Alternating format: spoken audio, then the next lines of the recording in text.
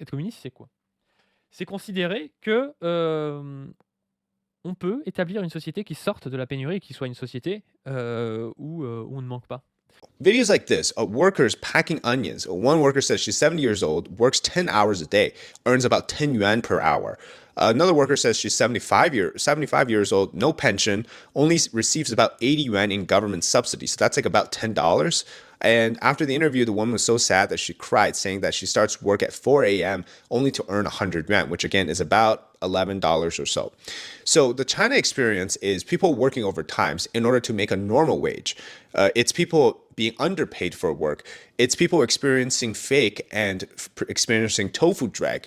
But all of this must be hidden behind the beautiful makeup that is, oh wow, we got neon lights in the city streets. We have a high-speed train. We have great internet. We have people who are able to see a wonderful concerts in China. Because, nothing matters more than to show off those things, right? Except if you really compare that to other countries, the side that they don't want you to show have to be protected first before you can start worrying about the other side. But in China, it doesn't really matter because the other half is neglected while, well, even the people who are in the great half, right, that are living in the cities have problems like 996 and other sort of social issues that they have to deal with. So yeah, like China is really just not a right place for people. Thanks. Demain, tu me permets, de faire mes courses, en allant piocher dans les choses, je vais pas enfin, je vais prendre des carottes, je vais prendre, des patates parce que voilà, j'aime l'Union soviétique, je vais prendre, je vais prendre, je sais pas, un peu de poisson, des œufs, enfin, c'est pas des choses où il y aura besoin d'avoir une répartition selon la rareté avec des files d'attente ou du tirage au sort, ça n'a aucun putain de sens, tu vois? Enfin, c'est des choses,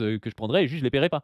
Now let's move on to daily living. So this high school student interviewed a roadside sanitation worker. She works about 15 hours a day, earning 3,000 yuan a month, which is about $400 a month, and she has no days off. The high school student then used the sanitation worker's hourly wage of 8.2 yuan, which again is very little, like $1, to test the purchasing power at a local supermarket. What he bought was half pound of pork tenderloin, an egg, a handful of bean sprouts, and he joked that the purchasing power is so strong.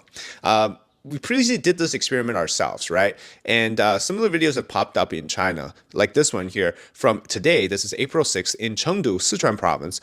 And a man used about 5 yuan hourly wage, which is about, 70 cents or so. Again, it's a sanitation worker's hourly wage to buy an egg, about 100 grams of rice, a handful of meat, and a vegetable leaf.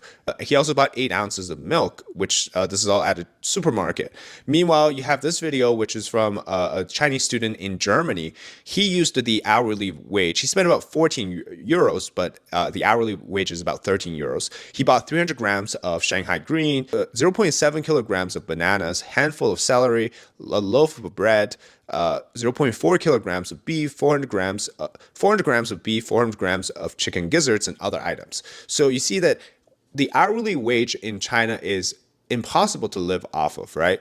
And for a lot of these workers who are making lower minimum wage, less than minimum wage actually, they're not able to afford this. We're not talking about like Becky from New York City working at Starbucks making $2,400 and she can't afford to go out on a Friday night type of situation. We're literally talking about people who can't afford to eat. And these are not homeless or jobless people. These are working people. En fait, l'immense majorité des produits, ne manquent pas. C'est-à-dire que, je sais pas, de la farine, par exemple, des soins, il y a tout un tas de choses en France qu'on peut organiser de manière et à partir du moment où ça ne manque pas, on n'a pas besoin d'avoir un marché pour les répartir. La mar le marché, c'est un mode de répartition de la pénurie.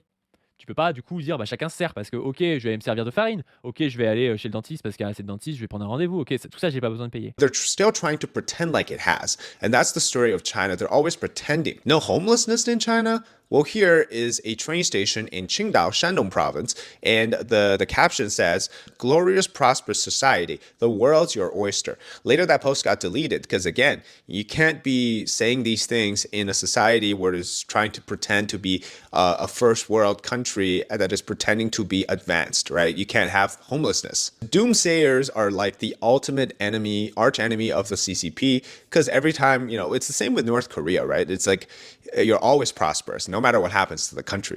Pas veut des files d'attente. Comme un URSS, envoyé tweet. Eh ben oui, les files d'attente, c'est mieux que c'est mieux que le marché. Files d'attente électroniques, hein. On pourrait très bien dire: «Bah non, celui qui a le plus d'argent passe devant». Ça, ce serait un mode purement capitaliste de répartition du soin. Le mec a le plus d'argent, il prend sa place et il y va. Bah non, c'est pas comme ça en fait. Tout le monde a le droit d'y aller, tout le monde est remboursé, mais tu y vas, selon ta place dans la file d'attente et après il y a des trucs qui peuvent te faire passer devant parce que c'est des urgences ou des choses comme ça. Il y a déjà un mode de répartition, de ce genre de choses. OK, réponds à ça. La planification, je vois pour les produits de première nécessité. Mais c'est même pas que de première nécessité, enfin je veux dire, si tu achètes, enfin, si tu vas prendre du fromage ou je sais pas quoi, c'est pas des produits de première nécessité en tant que tel, tu vas pas mourir si tu en prends pas, mais bon bref. Dans une société qui n'est pas en pénurie, c'est-à-dire une société communiste, comme, en fait, on va au bout de la logique. C'est-à-dire que comme chacun sait que l'autre peut payer et que l'autre est un interlocuteur de confiance,